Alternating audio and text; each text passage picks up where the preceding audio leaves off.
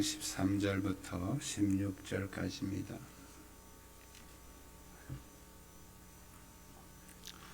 마태복음 5장 13절부터 16절 한 절씩 교독하겠습니다. 너희는 세상의 소금이니 소금이 만일 그 맛을 잃으면 무엇으로 짜게 하리요? 후에는 아무 쓸데없어 다만 밖에 버려져 사람에게 밟힐 뿐이니라.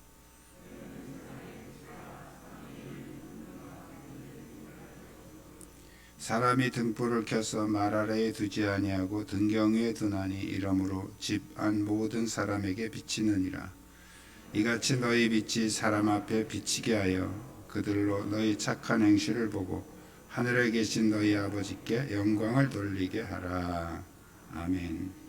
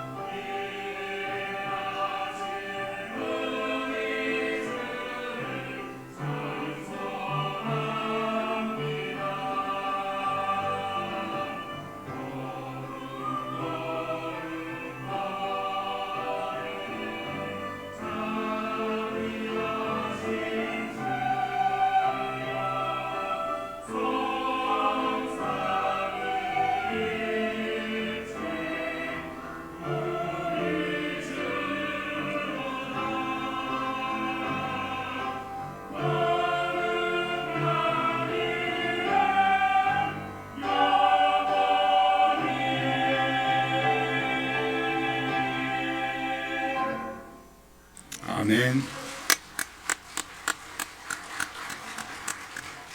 감사합니다. 주위에 있는 분들과 서로 인사 나누시기 바랍니다.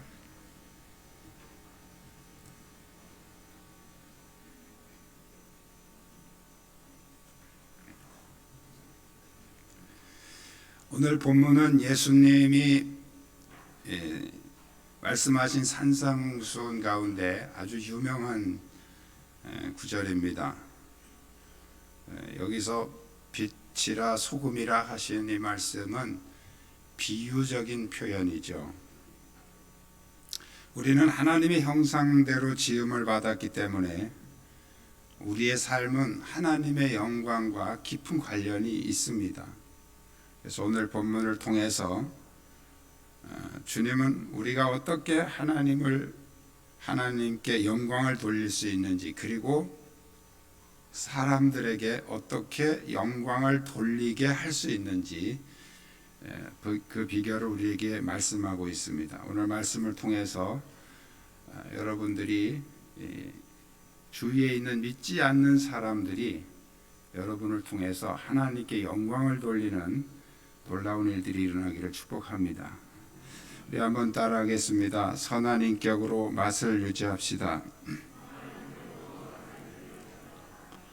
예수님은 오늘 본문에서 우리에게 소금이 되라고 말씀하지 않으십니다. 주님을 따르는 제자들은 이미 소금이 되었다는 거예요. 그래서 너희는 세상의 소금이니 그렇게 말씀하고 있습니다. 너희는 세상의 소금이다, 그런 말씀이죠. 우리가 예수를 믿기로 결심하고 예수님을 영접한 순간부터 우리는 소금이 되었다는 것입니다. 그런데 그 소금은 일반 소금이 아니고 세상의 소금이니 그렇게 말씀하고 있습니다. 여기 말씀하고 있는 이 세상은 믿지 않는 모든 사람들을 통칭하는 그런 표현입니다. 성경에 종종 나오죠. 다시 말씀드리면 너희는, 예수님을 믿는 모든 사람들은 믿지 않는 모든 세상 사람들에게 소금이다, 그런 말씀입니다.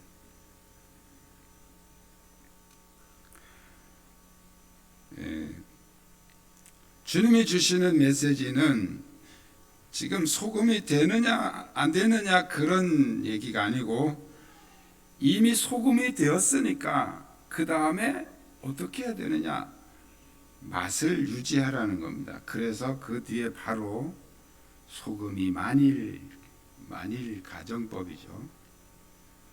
소금이 맛을 잃지는 않지만 만일 맛을 잃는다면 그런 뜻입니다. 무엇으로 짜게 하리요? 소금이 맛을 잃을 수는 없죠.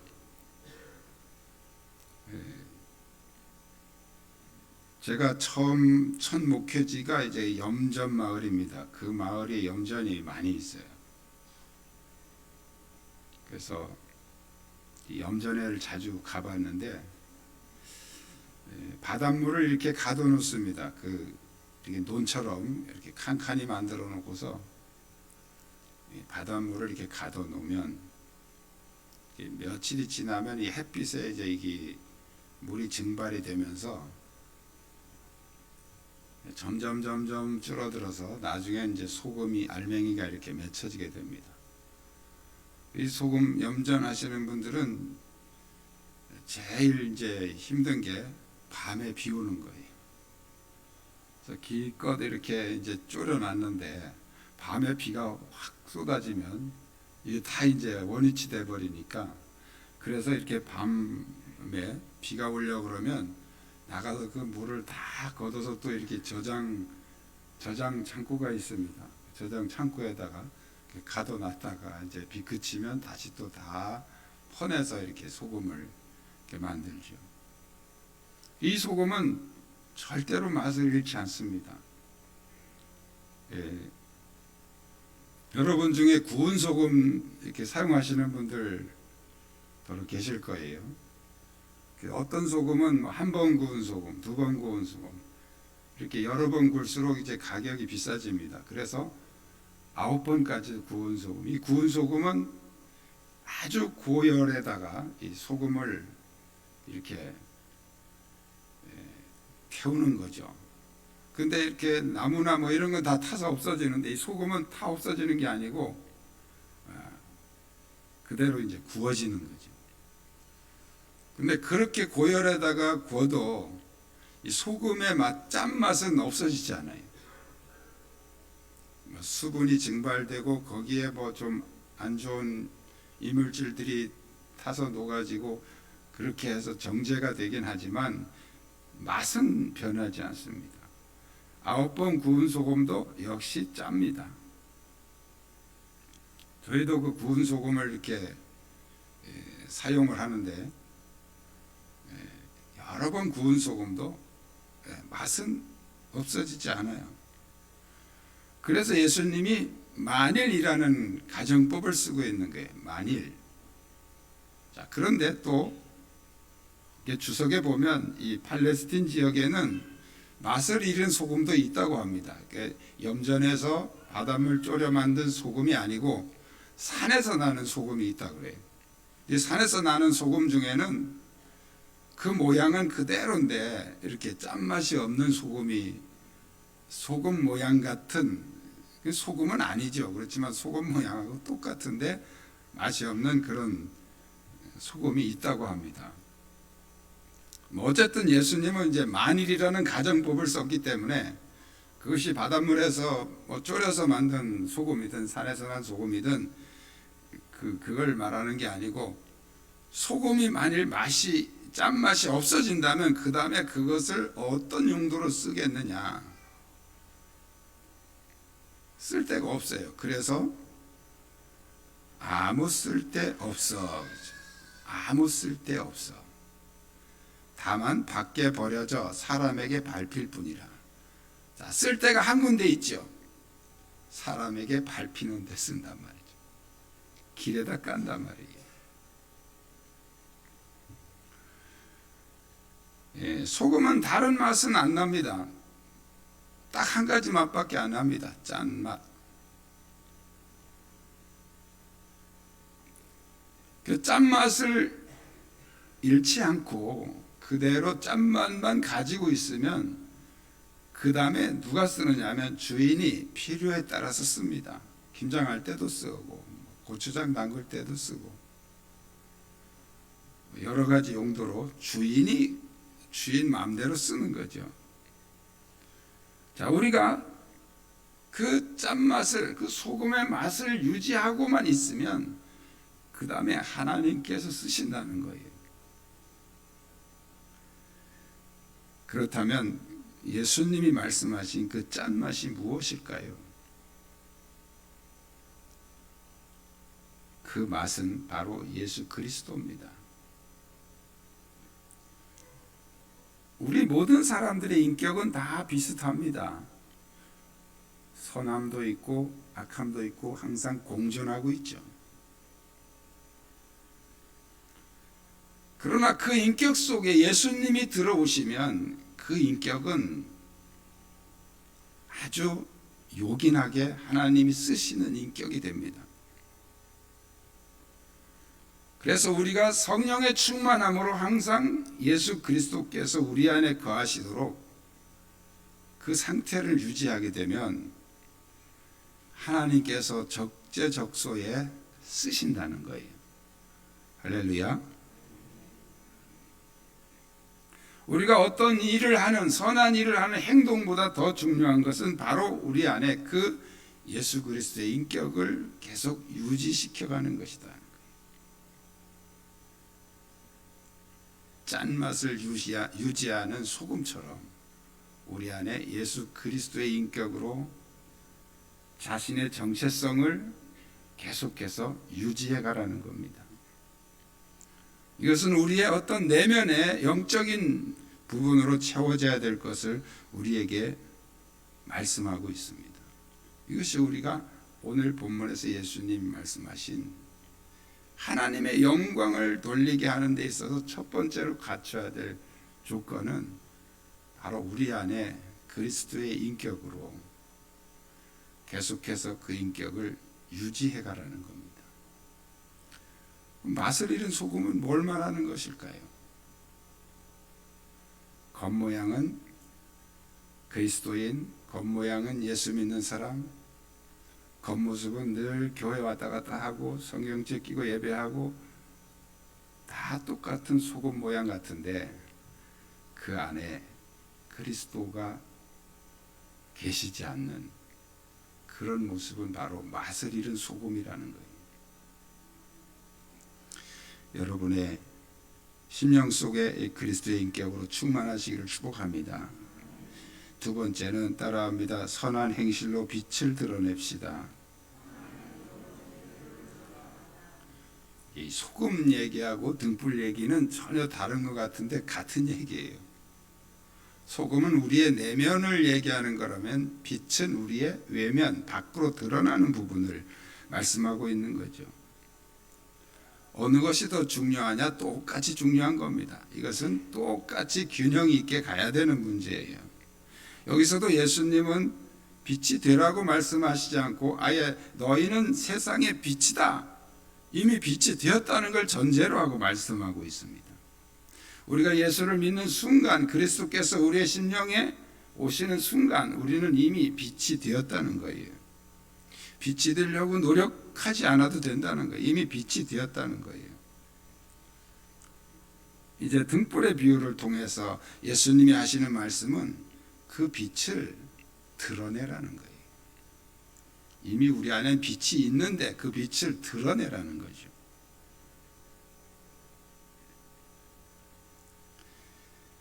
소금의 비유는 드러내라는 것보다 어떤 내면의 우리 모습 상태를 유지하라는 것이라는 말씀이라면 이 빛에 대한 얘기는 밖으로 좀 드러내서 사람들에게 보여주라는 거예요. 예수님이 우리에게 오른손이 하는 것을 왼손이 모르게 하라. 은밀하게 하라. 이런 말씀 많이 하셨어요. 근데 오늘 본문에서는 드러내서 사람들에게 보여주라는 거예요. 이것은 막 자랑하고 선전하고 광고하고 자기 PR하고 막 그렇게 하라는 뜻은 아니죠.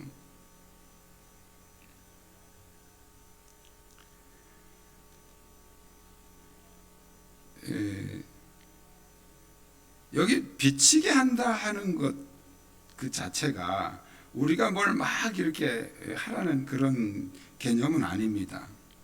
뭔가 지금 오늘 본문에서 이렇게 말씀하고 있습니다. 사람이 등불을 켜서 말 아래 두지 아니하고 등경 위에 두나니, 여기 말 아래 하는 이 말은 옛날에 이렇게 곡식을 되는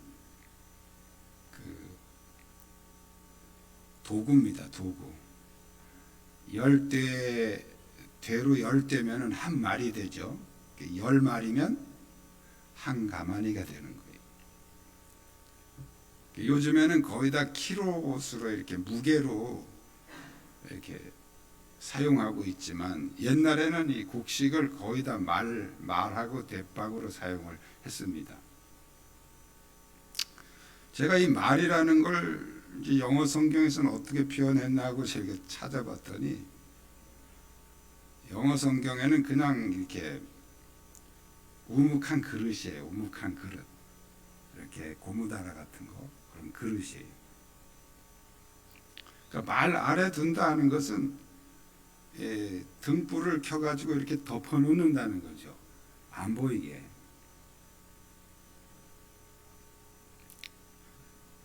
등경 위에 두나니, 등경은 뭐냐면 옛날 그 등잔을 켜서 바닥에 놓으면 이제 별로 효과가 없으니까 이렇게 약간 좀 높이 놓기 위해서 이렇게 설치대를 만들어 놓습니다. 이만하게. 그게 등경이에요. 영어로는 이제 스탠드예요. 스탠드. 등불을 올려놓도록 만들어 놓은 어떤 그런 거치대죠. 왜 거기다가 올려놓습니까? 똑같은 빛인데 조금 더 효과적으로 밝히기 위해서 그렇게 놓는 겁니다. 여러분, 이 전기불을 이 바닥에다 설치하면 어떻겠습니까? 아주 비효율적이고 비과학적이죠. 또 옆에 벽에다만 또 이렇게 하면 어떻겠습니까? 그것도 비효율적이죠. 그래서 가장 효율적으로 밝힐 수 있게 하기 위해서 천정에다가 이렇게 설치를 하는 거예요. 등불이라고 하는 것은 가장 효율적으로 밝히기 위해서 어떤 그런 모습이어야 되는데, 기껏 켜가지고 고무다라로 덮어놓는다 그러면 어떻겠습니까? 무슨 의미가 있겠습니까? 오늘 성경에서 예수님은 그 얘기를 하고 있는 거예요. 등불을 켜서 말 아래 두지 않고 등경 위에 두지 않느냐. 그래서 모든 집안 사람들에게 빛이 비친다. 이같이 하는 말은 등불을 켜서 가장 효율적으로 밝히기 위해서 등경 위에다가 설치하는 것처럼 그런 말이죠. 너희 빛이 사람 앞에 비치게 하여. 너희 빛이 사람 앞에 비치게 하여. 여기 말하는 사람은 앞에서 말한 세상이죠. 세상. 하나님을 알지 못하는 사람들. 그들에게 비치게 하라.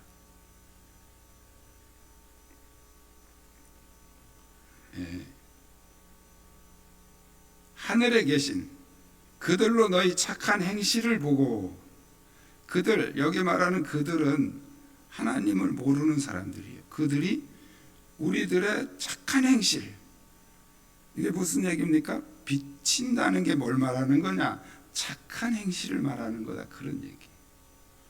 그러니까 착한 행실을 막 자랑하고 광고하고 이러라는 뜻이 아니고, 우리가 착한 행실을 하게 되면 마치 그 등불을 켜서 이렇게 등경 위에다가 둔 것처럼 자연스럽게 사람들에게 비춰진다는 거예요. 이 착한 행실이라는 말에는 착한 인격이라는 말이 전제되어 있는 거예요.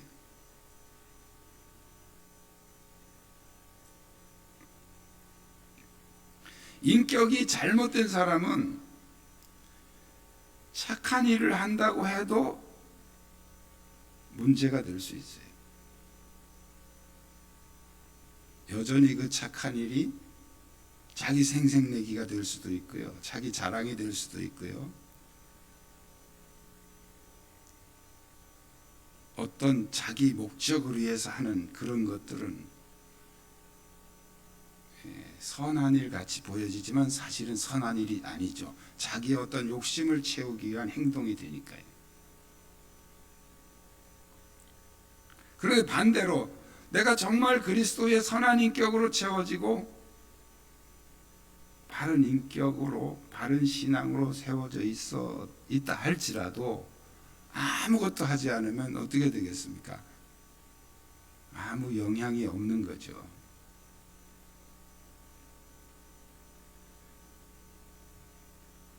우리의 행실은 사람들에게 여러 가지 반응을 일으킵니다. 눈살을 찌푸리게 만들 수도 있어요. 아, 예수 믿는 사람 왜 저래? 이렇게. 예수 믿는 사람들 왜 저래? 이렇게 눈살을 찌푸리게 할 수도 있습니다. 그런가 하면 아무 의미 없이 사람들이 무덤덤하게 보여질 수도 있어요. 눈살을 찌푸리게 하는 것은 최악이죠. 그러나 무덤덤하게 사람들에게 아무 영향을 줄 수 없다면 그것도 큰 의미가 없습니다. 오늘 예수님은 우리에게 비치게 하라. 너희 빛을 비치게 하라. 선한 영향력을 줘서 사람들이 감동받고, 결국 그 목적은 뭡니까? 하나님께 영광을 돌리게 하라는 거예요. 우리가 믿는 사람들이 하나님께 영광을 돌리는 것은 그렇게 어려운 게 아니죠. 여러분들이 믿음으로 찬양하고 예배하고 또 믿음으로 살면 하나님께 영광이 되는 거예요. 그런데 문제는 안 믿는 사람들에게 영광을 돌리게 하는 것은 쉽지 않단 말이죠.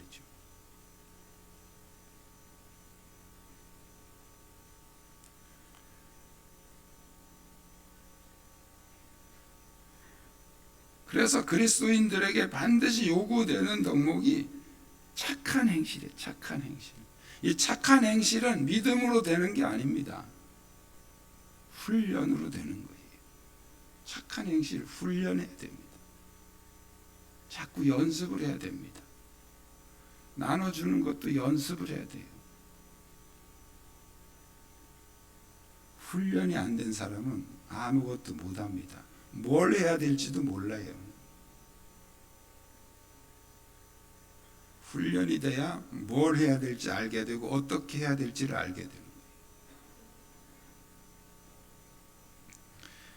예수님이 오늘 하신 말씀의 초점은 우리를 바라보는 세상 사람들로 하나님께 영광을 돌리게 하라는 거예요. 우리에게 소금의 맛을 유지하고 빛을 드러내라고 하시는 그 주님의 최종 목적은 바로 세상 사람들이 하나님께 영광을 돌리게 하는 데 있습니다. 이게 주님의 목적이에요. 오늘 빛과 소금의 비유에서 동일하게 예수님이 세상의 빛, 세상의 소금이라고 이 세상을 강조한 것은 바로 우리의 삶과 이 세상이 얼마나 깊은 연관을 가지고 있느냐는 걸 말씀하고 있는 거예요. 우리는 이렇게 생각할 수 있어요. 아무도 못 봤는데 뭐. 아무도 못 봤는데.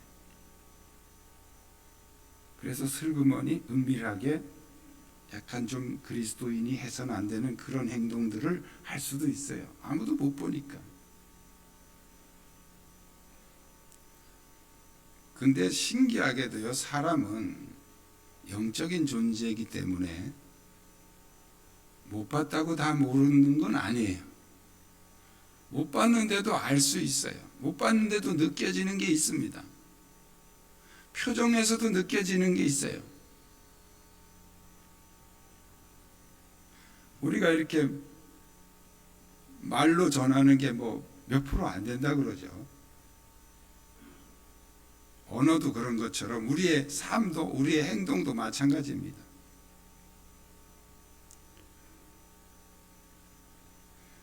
남들이 보는 앞에서 막 어떤 행동을 한다고 해서 사람들이 다 그 사람 신뢰하지 않아요.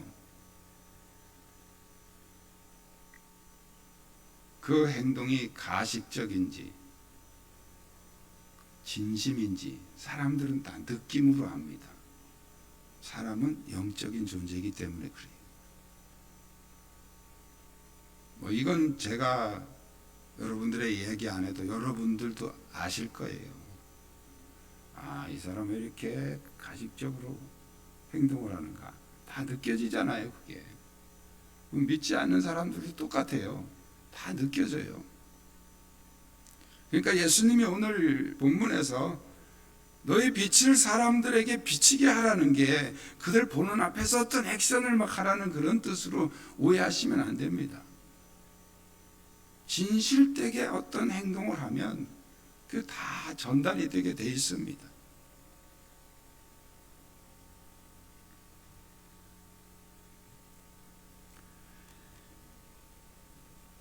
우리의 그리스도인의 삶이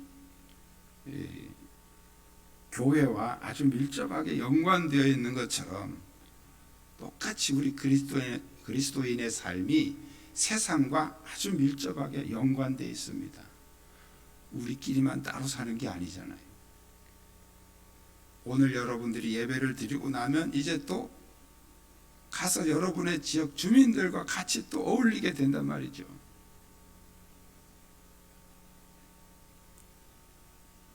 그래서 우리 그리스도인들이 하나님께 영광 돌리는 것도 중요하지만 더 중요한 것은 세상 사람들이 우리를 보고 하나님께 영광을 돌리게 하라는 거예요.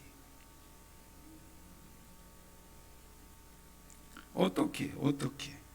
오늘 예수님은 그것을 한마디로 착한 행실이라고 말씀하고 있어요. 착한 행실, 선한 행동.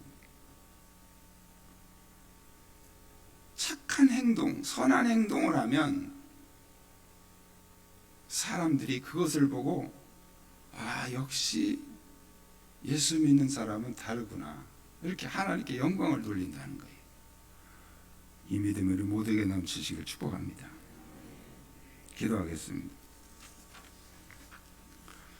주님은 우리가 세상의 빛과 소금처럼 살기를 원하십니다.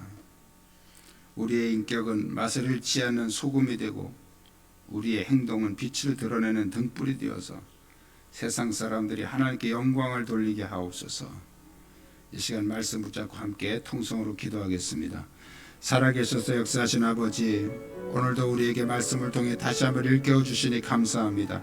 우리를 소금되게 하시고 빛되게 하신 주님을 찬양합니다. 이제는 우리가 맛을 잃지 않은 소금처럼